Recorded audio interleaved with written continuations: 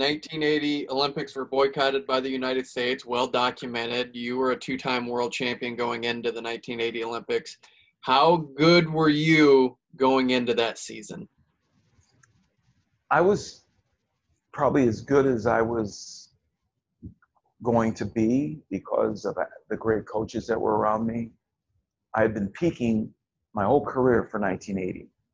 And peaking is really important in your mind. When you peak for something, everything in your body, all the cells in your body, everything focuses on that moment in time that you put out there on the calendar. So I was peaking for sure. A lot of our American athletes were peaking. 1979 was an example that we all were peaking. And the World Championships, we had like 7 medalists, probably one of the best showings you've ever had.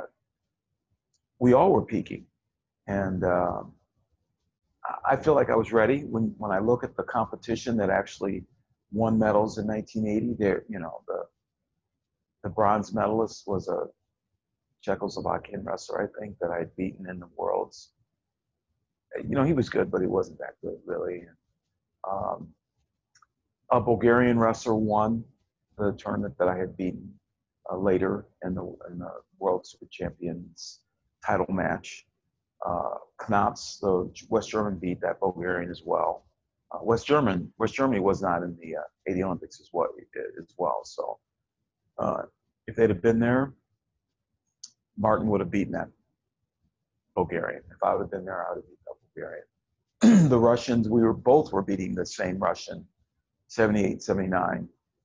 So in 80, I think they put Pavel Pinigan wrestled, and I think they were trying to honor him maybe because it was going to be in Moscow.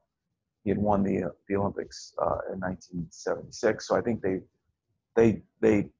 put him in there just to honor him in hopes that he could win, and that would have been a great retirement going away party for him, sort of, had he won, but he didn't place even. So I mean, had we gone, I don't know if they would have had him there as the Russian representative, but if they would have, he would not have. He would have gotten beat by everybody, really. Knops would beat him. I would have beat him probably for sure. So I think just the way it was lining up, it would have been a competition between me and Mark Knops, just like it was in 1984 with Dave Schultz and Mark Knops. I think us 4 were the best people in the world: Dave Schultz, myself, Mark Knops. And now you throw a Russian in there, of course, they're always competitive. And we were, that would have been the world tournament, minus Dave or me, whoever.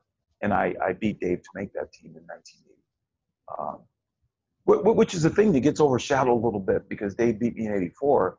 People don't know that I wrestled Dave 14 times. And I'm just throwing this out there just because, just because I want to, I guess. I don't know. People know Dave was good. They know I was good, but they don't really know that we wrestled that many times.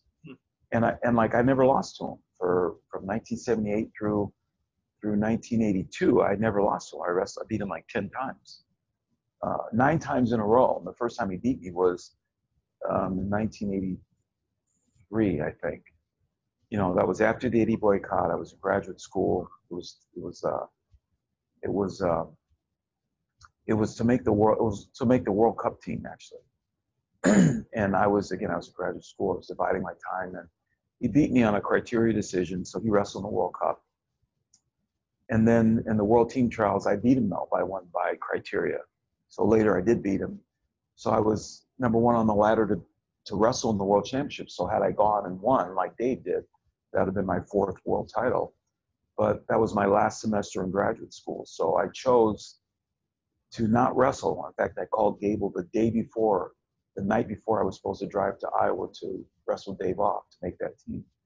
There was, because the World Games were going to be in Moscow, there was already rumors circulating that we were going to boycott that. We weren't going to go to Moscow and all that. And like, why would we go into Moscow after we just boycotted in 1880? It was just a lot of stuff swirling around, and there was so much uncertainty with it. And it was in my last semester of graduate school. I was going to have to miss that semester in lieu of making the world team.